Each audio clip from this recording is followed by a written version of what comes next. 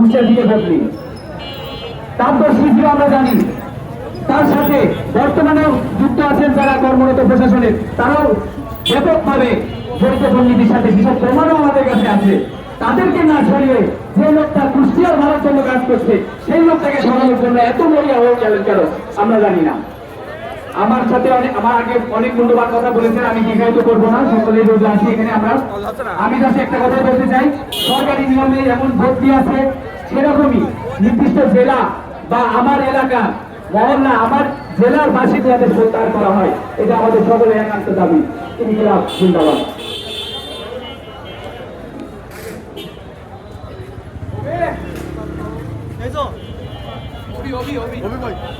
কথা বলছে স্লোগান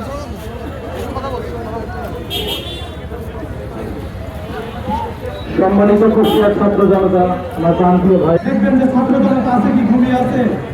আজকেও আমাদের অনেক ছাত্র জনতা আছে, আমাদের কাউকে টাকা দিয়ে আনা লাগে না। আমাদের আহত জুলাই যোদ্ধা ভাই উপস্থিত আছে, আমাদের পা হারানো ভাই জনি ভাই এখানে উপস্থিত আছে।